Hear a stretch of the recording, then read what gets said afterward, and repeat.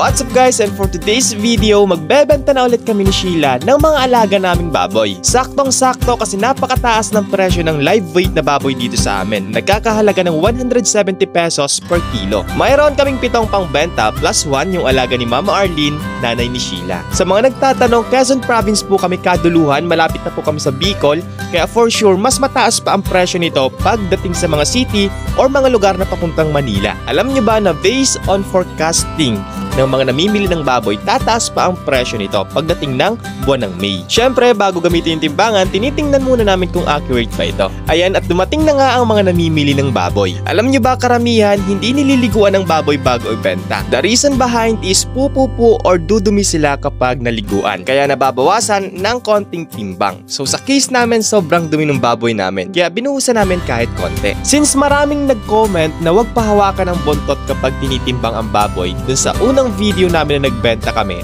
tinesting namin ngayon. Sinabi namin dun sa namimili ng baboy o nagtitimbang ng baboy na huwag sa buntot hahawak kapag iaangat na yung baboy. Mababa talaga yung timbang ng unang baboy. Binili kasi yun para katayin. Since hindi natuloy yung pagkatay, inalagaan siya for almost 3 days, then isinabay na lang sa amin pagbenta. Alam nyo ba na sa sobrang curious namin ni Sheila about sa pagtitimbang ng baboy, pinatesting namin na timbangin yung baboy ng may hawak sa buntot at walang hawak sa buntot. Ito based on our experience lang ha, disclaimer lang po. Wala namang nabawas na timbang between dun sa dalawa nung nagpatimbang kami ng may hawak sa buntot at walang hawak sa buntot nung iaangat na yung baboy. Pero since sobrang dami naming na-receive na messages, comments, hindi namin talaga pinahawakan yung buntot ng baboy namin sa tuwing tinitimbang. Kasi wala namang mawawala kung susundin namin yung mga pieces of advice nyo. Maraming salamat pala po sa mga nagbigay ng mga payo, sa mga nag-message sa amin nung first na nagbenta kami ng baboy kung anong dapat gawin at hindi dapat gawin. Sa pag-aalaga namin ng 8 biik, hanggang sa maibenta ito, gumastos kami ng 67,330 pesos to be exact. 7 na lang yung naibenta namin or napalaki namin kasi namatayan kami ng 1 biik. Pag-usapan natin yung mga nakapaloob na gastos sa pag-aalaga namin ng baboy bago namin maibenta. Sa 8 biik na binili namin, gumastos kami ng 28,000 pesos. Syempre, mga biik pa yan, mahihina pa yung kanilang mga resistensya kaya kailangan nila ng vitamins, ng mga turok, at saka yung mga pamporga para sa mga bulate para hindi sila magkasakit. Maliit lang yung ginastos namin dito since pipito lang naman sila. So gumastos kami ng 1,000 pesos. Ito usaping feeds na or pagkain ng baboy. Syempre ito yung karaniwang dinadaing ng mga nag-aalaga ng baboy kasi pataas ng pataas ang presyo ng feeds. Bago namin may benta, gumastos kami ng 38,330 pesos sa feeds kasama ng transportation. Nagbabayad kami ng transportation kasi wala naman kaming sariling sasakyan. So yan yung basic na expenses namin sa pag-aalaga ng baboy. Wala pa dyan yung pagpapagawa namin ng kulungan, paggagawa ng deposito, pagpapagawa ng mga pig drinker,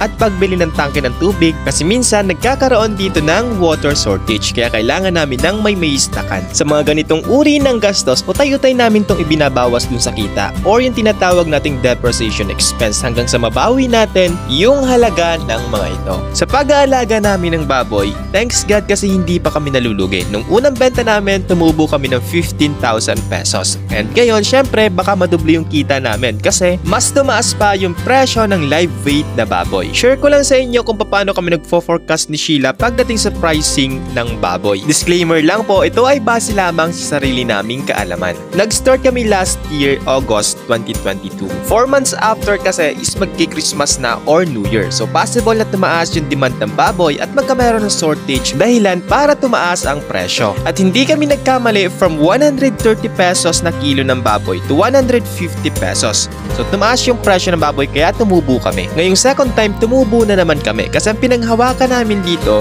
is possible na kumonte ang mag-alaga ng baboy dahil sa sobrang taas ng feeds. So possible na magkameron ulit ng shortage pagdating sa baboy. And tama na naman yung forecasting namin from 150 pesos ang kilo to 170 pesos. Yung 7 baboy namin bumenta ng 94,860 pesos. Ilas natin yung ating gastos na 67,330 pesos kaya tumubo kami ng 27,530 pesos. Ileles natin dito yung percent ng depreciation expense and then divide 2 para sa nag-alaga at para sa amin ni Sheila. Alam naming maliit pa yung kinikita namin pero malaking tulong na ito para may magastos kami sa iba pang gastusin sa aming pag-aaral. Bilang estudyante, ang kailangan lang natin ay magtipid, mag-ipon, diskarte, at tamang pagbabalanse ng oras. Sa ngayon, after namin may benta yung 7 fattening namin, focus muna kami sa pag-aalaga ng 2 naming inahin. Gusto rin namin kasi itry kung maganda ba ang kitaan sa pag-aalaga ng inahin. Till to the next video, thank you so much po sa support,